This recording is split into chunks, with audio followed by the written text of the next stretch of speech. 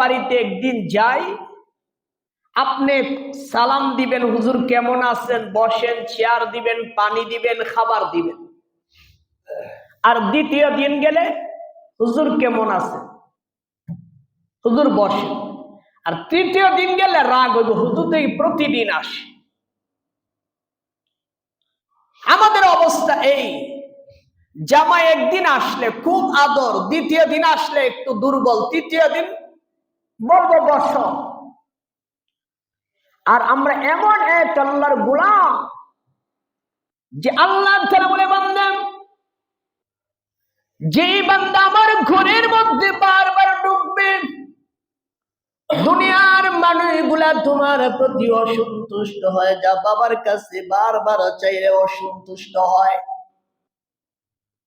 ছেলে যখন প্রতিদিন বাবার কাছে 10 টাকা 20 টাকা করে চায়, বাবা মাঝে মাঝে ধমক দিয়া বলে, তোমার প্রতিদিন টাকা লাগেনি।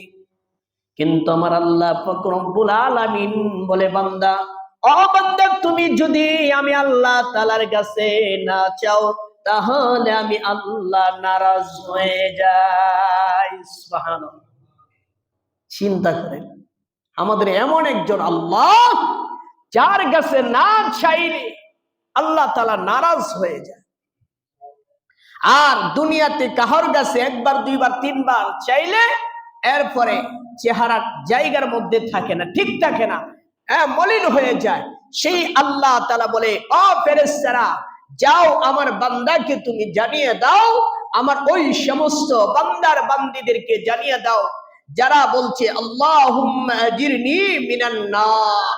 আল্লাহ তাআলা রাসূল বলে, কেউ যদি মাগরিবের নামাজ আদায় করার পর এই দোয়াটা আদায় করে সাতবার পরে, আল্লাহ তোমার জাহান্নাম থেকে পানা চাই, আল্লাহুম্মা আজিরনি মিনান নার, আল্লাহ তাআলা তোমার জাহান্নাম থেকে বাঁচতে চাই। এরপরে জাহান্নাম বলে, আল্লাহ তোমার যে বান্দা জাহান্নাম থেকে বাঁচতে চাই, দেখো সকাল আর সন্ধ্যা বান্দা তোমার কাছে আশ্রয় চাইতেছে, ক্ষমা চাইতেছে, মাফ চাইতেছে, বিদায় আল্লাহ আপনি মেহেরবানি করে এই বান্দাদেরকে জাহান্নাম থেকে মুক্ত করে দেন। সুবহানাল্লাহ। আবার এসেছে জাহান্নামও বলতে থাকে। আর আমরা যদি ক্ষমা না চাই, তাহলে ক্ষমা পাবো কি করে? চাইলে সেটা পাবো। আমরা তো এই কথাটা অসংখ্যবার বলে থাকি, না চাইলে বাপ মাও দেয় না, না চাইলে শিশুর বাচ্চাকে মা দুধ দেয় না। আমাদের তো চাইতে হবে, আমাদের আল্লাহর ঘরে আসতে হবে। এই জন্য আল্লাহ তাআলা বলে, বান্দা তুমি জাহান্নাম থেকে মুক্তি চাও, আমার কাছে চাও। জান্নাতে যেতে চাও, আমি আল্লাহ তাআলার কাছে চাও। দুনিয়া তোমার প্রয়োজন মেটানোর জন্য যতটুকু দরকার, এতটুকু আমি আল্লাহ তাআলা তোমাকে দান করব, একটার বদলতে। সেটা কি? আর রাসূল বলেন, মান হাফাযা আলাস সালাতি আকরামাহুল্লাহু তাআলা বিখামসি খিসাল। আল্লাহর নবী হাদিসের মধ্যে বলেন,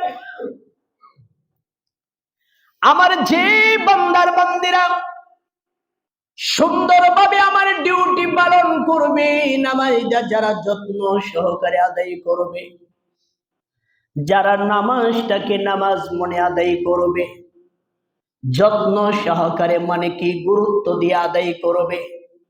গুরুত্বটা বোঝানোর জন্য একটা উদাহরণ দিই।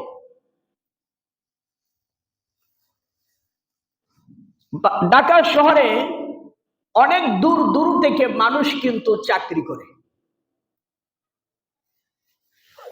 এই দিক দিয়ে মনে করে ময়মনসিংহ থেকে অনেক আইসা অফিস করে, ওই দিক থেকে নরসিংদী থেকে অফিস করে, ওই দিক থেকে মেঘনা থেকে আইসা অফিস করে, এইদিকে পদ্মা সেতু যাওয়া, মাওয়া, দোহার, এই অঞ্চলে মানুষ কিন্তু বাসে করে আইসা তারা অফিস করে।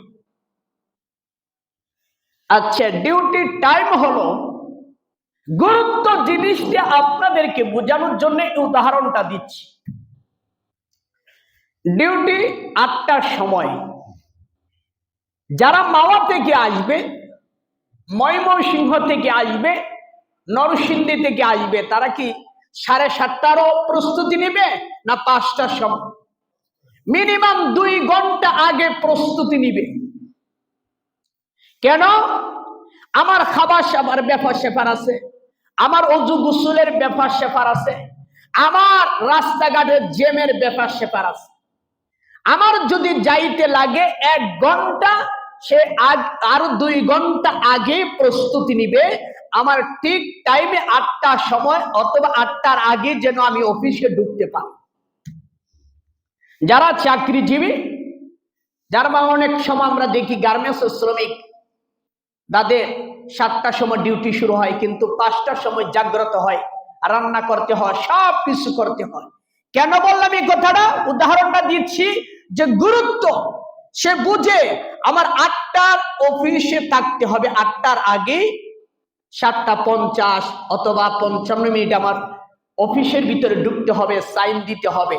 এই জন্য 2 ঘন্টা আগেই প্রস্তুতি নিয়ে আসে, কি করে যে রওনা হয়ে যায়। যদি দেরি হয় যে 8টার সময় যাওয়ার কথা, সেই জায়গায় 8:10 হয়ে গেল, 15 হয়ে গেল, এইভাবে 2-1 দিন দেখবে। 2-1 দিন দেখার পরে তার ব্যাপারে অবজেকশন আসবে। আপনি ঠিক মতো অফিসে আসেন না, ঠিক মতো আপনি ডিউটি করেন না, আপনি যথা সময় অফিসের ভিতরে ঢুকেন না। স্যারে বসে সিসি ক্যামেরা দেখতেছে কোন ব্যক্তি দেরি করে আসে, কোন ব্যক্তি আগে আসে, এইগুলা খেয়াল করতেছে যে তাকে চাকরিতে রাখা যাবে কিনা। কেন এত গুরুত্ব? যেই চাকরি মাধ্যমে আমার সংসার চলবে, আমার ছেলে মেয়ে খরচপাতি চলবে, আমার সব চলবে, যার কারণে সে কি করে এই চাকরিটাকে, যে কোনো ধরনের চাকরি হোক না কেন, সে খুব মূল্যায়ন করে। যথা সময়ে সময় মতো সে হাজির হয়ে যায়, এটাকে বলা হয় গুরুত্ব।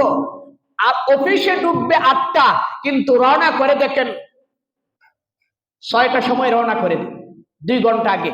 এরপরে মাঝে মাঝে আমরা শুনি বাসের ভিতরে ড্রাইভারকে বলে তাড়াতাড়ি ছাড়ো, অফিসের সময় হয়ে গেছে।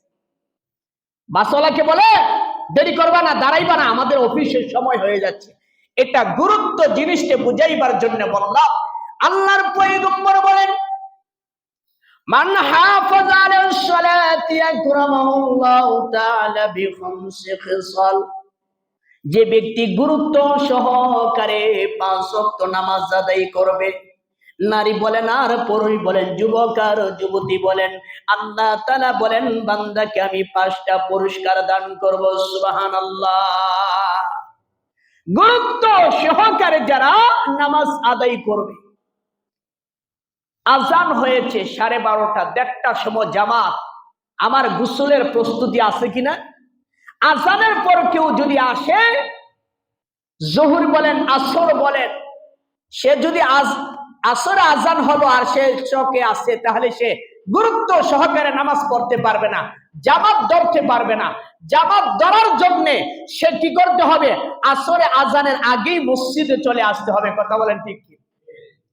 এই জন্য আল্লাহ তাআলা রাসূলকে জানিয়েছে, বন্ধু আপনার উম্মতরে জানান এই নামাজের দ্বারা, যেই নামাজ আমি আল্লাহ রাব্বুল আলামিন আপনাকে মেরাজে ডেকে নিয়ে 50 ওয়াক্ত আমি আল্লাহ দান করলাম, কিন্তু যেভাবে হোক আপনি কমাইতে কমাইতে 5 ওয়াক্তের মধ্যে নিয়ে আসলেন, আমি আল্লাহ তাআলা জানাইয়ে দিলাম 50 ওয়াক্ত নামাজ আদায় করলে যেই পরিমাণ সওয়াব হবে, আমি আল্লাহ তাআলা 5 ওয়াক্ত নামাজের ভিতরে এই পরিমাণ সওয়াব দান করব। সুবহানাল্লাহ। 50 ওয়াক্তের নামাজ আমি 5 ওয়াক্তের ভিতরেই পেয়ে যাচ্ছি। এরপরে আল্লাহর পয়গম্বরকে বলেন, আপনার উম্মতের আমি 5টা পুরস্কার দান করব এই নামাজের কারণে, যেই 5টা পুরস্কার আমি অন্য নবী উম্মতদেরকে দান করব না। সুবহানাল্লাহ। অন্য নবীদের বেলা আমি কারোর সাথে ওয়াদা করি নাই, আমি শুধু আপনার উম্মতের সাথে ওয়াদা করেছি যত্নকারে। যদি বান্দা খুব গুরুত্ব দিয়ে নামাজ আদায় করে, মাসলা মাসাইল জেনে নামাজ আদায় করে, ওয়াক্ত মতো সঠিক সময়ে নামাজ আদায় করে, আল্লাহর পয়গম্বর বলেন, ও ও আমার উম্মতেরা, যেই দুনিয়ার জন্য তুমি সকাল থেকে সন্ধ্যা, সন্ধ্যা থেকে ফজর পর্যন্ত দুনিয়ার পিছনে সময় দিতেছ, জমিনে দিতেছ, অফিসে দিতেছ, বিভিন্ন ব্যবসাতে দিচ্ছ, তুমি দুনিয়া পাওয়ার জন্য, সেই দুনিয়াটা আমি আল্লাহ তাআলা তোমাকে ইজ্জতের সাথে এমন ভাবে দিব, দুনিয়াতে আমি আল্লাহ তাআলা দান করব। সুবহানাল্লাহ। কারো সম্পদ আছে কিন্তু সমাজের কোন মানুষ তারা দেখতে পারে না, এমন মানুষ আছে? অনেক মানুষ আছে। অসম্পদ ওয়ালা হইলে কি হবে? তার আচার ব্যবহার উঠা বসা মানুষ পছন্দ করে না। আল্লাহ বলে, না বান্দা শুনো, যারা গুরুত্ব সহকারে নামাজ আদায় করবে আমি সম্পদ এই পরিমাণ দিব, যেই পরিমাণ সম্পদ দিয়া এই বান্দা নিজেও চলতে পারবে, তার ফ্যামিলিকেও চালাইতে পারবে, তার সবকিছু হাজত প্রয়োজন মিটে যাবে, এই পরিমাণ সম্পদ আমি আল্লাহ তাআলা দান করব। বাকি শুনে রাখো, দুনিয়াতে আমি তারে ইজ্জতের সাথে লালন পালন করব। সুবহানাল্লাহ। ইজ্জতের সাথে। ইজ্জত একটা দামি জিনিস, সম্মান একটা দামি জিনিস। টাকা হইলেও পাওয়া যায় না, কথা বলেন ঠিক কি? কারণ ইজ্জত, আল্লাহ তাআলা বলে, বান্দা ইজ্জতের মালিক আমি আল্লাহ, বেইজ্জতির মালিক আল্লাহ। এই জন্য বান্দা তুমি যদি আমার হুকুমকে অমান্য করে দুনিয়ার পিছনে লুটাইয়া পড়ো, আমার হুকুমকে ওভারটেক করে বান্দা চলো। আমরা যদি নামাজের গুরুত্ব বুঝতাম, নামাজের যে কি পরিমাণ গুরুত্ব, নামাজের দ্বারা আমার দুনিয়াতেও শান্তি আখিরাতেও শান্তি, এটা যদি আমি বুঝতাম তাহলে নামাজ আমি ছাড়তে পারতাম না, ঠিক কিনা? নামাজের গুরুত্ব আমার কাছে নাই। আল্লাহ বলে, বান্দা দুনিয়ার জমিনে সময় দিতে পারলাম, এই যে হায়াতের মালিক কে? মৌতের মালিক আল্লাহ। খালাকাল মাউতা ওয়াল হায়াতা লিয়াবলুয়াকুম আইয়ুকুম আহসানু আমালা। আল্লাহ রাব্বুল আলামিন বললেন, বান্দা আমি হায়াত দিলাম তোমারে, ও বান্দা হায়াতের শেষে যে মরণ সেটাও আমি আল্লাহ তাআলার দেওয়া। হায়াত দিয়া বান্দা তোমারে দেখতেছি, ও বান্দা তুমি সময়গুলা, ও বান্দা দুনিয়ার জমিনে আমরা খেয়াল করে দেখলাম, আমরা অনেক সময় দোকানের মধ্যে সময় দেই, অনেক সময় আড্ডার মধ্যে সময় দিই, অনেক সময় আমরা মোবাইলে সময় দিই, ফেসবুকে আমি সময় দিলাম, ইন্টারনেটে আমি সময় দিলাম, কিন্তু যেই মালিক আমারে হায়াত দিলেন, সময় দিলেন, সে আল্লাহর সময় দেওয়ার মতো আমাদের সময় নাই, ঠিক কিনা? যে আল্লাহ আমাকে হায়াত দিলেন সেই আল্লাহকে সময় দেওয়ার মতো আমার কাছে সময় নাই, কথা বলেন ঠিক কিনা? এই জন্য গুরুত্ব জিনিসটি আল্লাহর পয়গম্বর আলাইহিস সালাতু ওয়াস সালামকে আল্লাহ তাআলা জানিয়ে দিয়েছেন, 5টা পুরস্কার দান করবে যারা গুরুত্ব সহকারে নামাজ আদায় করবে। আর মন চাইলে আসলাম, মন চাইলে আসলাম না, মন চাইলে নামাজ পড়লাম, মন চাইলে নামাজ পড়লাম না, এই নামাজ দিয়া আল্লাহর কাছ থেকে জান্নাতের সার্টিফিকেট নেওয়া যাবে। একজন স্কুলে একটা ছাত্র মন চাইলে স্কুলে যায়, মন চাইলে যায় না, মন চাইলে পড়ে, মন চাইলে পড়ে না। বলেন তো দেখি, এই ছাত্রটা জিন্দেগিতে 1 নাম্বার হইতে পারবে? 1 নাম্বার হওয়ার জন্য দৈনন্দিনের পড়া দৈনন্দিন শিখতে হবে, প্রতিদিন তার স্কুলে যাইতে হবে। যদি সে ইজ্জতটা নিতে চায়, সম্মান নিতে চায়। স্কুলে লেখাপড়া করেছি, মাদ্রাসা, যেদিন রেজাল্ট দিছে, যারা পাস করছে কত আনন্দ। হ্যাঁ, অনেক সময় দেখছি গরিবের সন্তান 1 নাম্বার হয়ে গেছে, বাপ মা সন্তানদেরকে ধিক্কার দিয়ে প্রাইভেট পড়াইতে পারে না, ঠিক মতো ভালো একটা জামা কিনে দিতে পারে না। অমুকের ছেলেটা 1 নাম্বার হয়, আর বলদের ঘরে বলদ, তোর আমি প্রাইভেটের টাকা দিতাম, টিউশনের টাকা দিতাম, গাড়ি ভাড়া দিতাম, সাইকেল কিনে দিছি, প্রতিদিন 50 টাকায় 100 টাকা দিছি, আর এখন রিজাল্টের বেলা 0। বলেন তো দেখি, সেদিন আমার চেহারাটা কি আনন্দিত হবে, না চেহারাটা কালো বিশ্রী হয়ে যাবে? দুনিয়ার লাইনে যদি রিজালের ব্যাপার এই অবস্থা হয়, তাহলে আখিরাতের বেলা এই জন্য রাসূল আরবি মুহাম্মদুর রাসূলুল্লাহ বলেন, যারা গুরুত্ব সহকারে নামাজ আদায় করবে তাদেরকে 5টা পুরস্কার দান করবে। কয়টা? 5টা। 1 নাম্বার হলো দুনিয়াতে যেই রিজিকের জন্য আমরা পাগল হয়ে গেলাম, আল্লাহ তাআলা বলে কেউ যদি আমি আল্লাহ তাআলাকে ভয় করে নামাজ আদায় করে, তার ঘরটাকে আমি আল্লাহ তাআলা অভাব মুক্ত করে দিব। সুবহানাল্লাহ। আমি আল্লাহকে ভয় করে আল্লাহর পয়গম্বরের দায়িত্বে যে হযরতে মরিয়ম আলাইহিস সালাতু ওয়াস সালামের দায়িত্ব হযরতে জাকারিয়া আলাইহিস সালাতু ওয়াস সালামের কাছে ছিল। তিনি দেখাশোনা করতেন, খাবার দিতেন, সবকিছু দিতেন। মসজিদের মেহরাবের মধ্যে তিনি একদিন দাওয়াতের ময়দানে তিনি লা ইলাহা ইল্লাল্লাহর দাওয়াত দিবার জন্য অনেক দূর চলে গেলেন। হঠাৎ করে মনে হলো যে সর্বনাশ, আমি তো মেহরাবের মধ্যে মরিয়মকে রেখে আসছি, যে রুমের তালা চাবিটা আমার কাছে, অন্য কারোর কাছে নয়। মুফাসসিরিন কেরাম বলেন হয়তো 2 দিন অথবা 3 দিন হয়ে গেছে দাওয়াতের ময়দানে তিনি দাওয়াত দিতেছে। যখন মনে হলো তিনি তাড়াতাড়ি সেখান থেকে আসলেন, হযরতে জাকারিয়া আলাইহিস সালাতু ওয়াস সালামের ভিতরে এই টেনশন ছিল যে হয়তো উনি মারা গেছে, মেয়েটা হযরত মরিয়ম মারা গিয়েছে। আল্লাহর পয়গম্বর চিন্তা করলেন, হাসর ময়দানে আল্লাহ তাআলা যদি আমাদের জিজ্ঞাসা করে, জাকারিয়া তুমি বলো তোমার নিয়ন্ত্রণে আমার একটা বান্দি ছিল যার দেখাশোনা তুমি করতা, আজকে দেখো তোমার বেখেলের কারণে আজকে আমার এই বান্দি না খেয়ে মৃত্যুবরণ করলো। হযরত জাকারিয়া তিনি টেনশনে পড়ে গেলেন। তিনি আসলেন, আসার পরে তিনি রুমের ভিতরে ঢুকলেন, দরজা খুলে তিনি রুমের ভিতরে ঢুকলেন।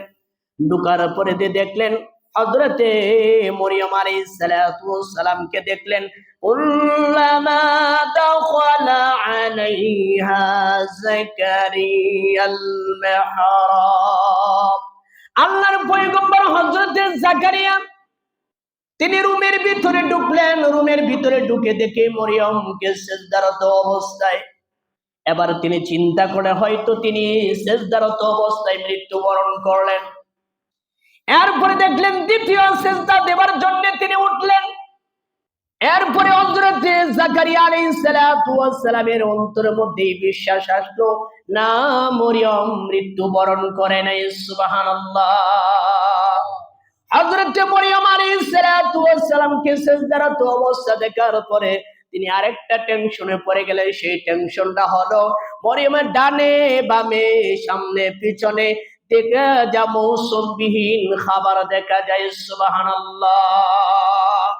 হযরত মরিয়ম আলাইহিস সালাতু ওয়াস সালামের এই বিভিন্ন খাবার দেখার পরে তিনি আবার চিন্তা করতে লাগলেন, এই রুমের মধ্যে কোনো ঝামেলা ছিল না, শুধু একটা মাত্র দরজা ছিল, যেই দরজাটার তালার চাবিতে আমার হাতে ছিল, অন্য কাহরে হাতে ছিল না। বিদায় এই খাবার গুলাকে এখানে পৌঁছে দিল।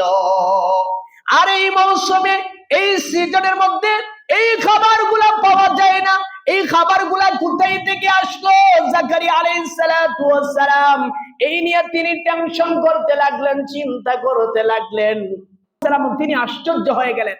যে মা হযরত মরিয়ম আলাইহিস সালাতু ওয়াস সালাম নামাজ শেষ করলেন, এবার জিজ্ঞেস করলেন, ক্বালা ইয়া মারিয়ামু আন্না লাকি হাযা, قالت هو من عند الله। সুবহানাল্লাহ। হযরত মরিয়ম আলাইহিস সালাতু ওয়াস সালামকে জিজ্ঞাসা করলেন, মরিয়ম এই মৌসুমে এই সিজনের মধ্যে এই খাবার পাওয়া যায় না, যদিও খাবার পাওয়া যায় কিন্তু এই রুমের ভিতরে কেমনে ঢুকলো? বাহির তো তালাটা ভাঙ্গাও ছিল না, চাবিটি আমার হাতে, কি ব্যাপার? এরপরে মরিয়ম আলাইহিস সালাতু ওয়াস সালাম জবাব দিয়ে বলেন, قالت هو من عند الله। আল্লাহর পয়গম্বরের জবাবে হযরত মরিয়ম আলাইহিস সালাতু ওয়াস সালাম তিনি বলেন, যে আল্লাহর প্রতি আমি ঈমান আনলাম, যে আল্লাহকে রব হিসাবে আমি মেনে নিলাম, যে আল্লাহ তাআলা আমার উপর নামাজকে তিনি ফরজ করে দিয়েছেন, আমি বালেগ হলাম, আমার উপরে নামাজ ফরজ, আমার মালিক আমারে ডিউটি দিলেন নামাজের, আর মালিকের ডিউটি হলো বান্দার কাছে রিজিক পৌঁছে দেওয়া। সুবহানাল্লাহ। তিনি বলেন আমার কাজ হলো নামাজ আদায় করা। আমাকে এই ডিউটি কে দিছেন? কে দিছেন ডিউটি? আল্লাহ দিছেন। সেই ডিউটি কি আমাদের উপর আছে? সেই ডিউটি কি আমাদেরকে আল্লাহ দিছে? কয়বার দিছেন দিনে? কয়বার? 5 বার দিছেন ডিউটি। মরিয়মকে কয়বার দিছে সেটা আমার জানার বিষয় না। আল্লাহ হযরতে মরিয়ম বলেন আমার মালিক আমাকে ডিউটি দিয়েছেন তার গোলামি করার জন্য। আল্লাহ তাআলা বলেছেন তার কুদরতের পায়ে সিজদা দেওয়ার জন্য। বিদায় আমার দায়িত্ব হলো আমি তার কুদরতের পায়ে সিজদা দেই, আর মালিকের দায়িত্ব হলো বান্দার কাছে যথা সময়ে যথা স্থানে বান্দার কাছে রিজিক পৌঁছে দেওয়া। সুবহানাল্লাহ।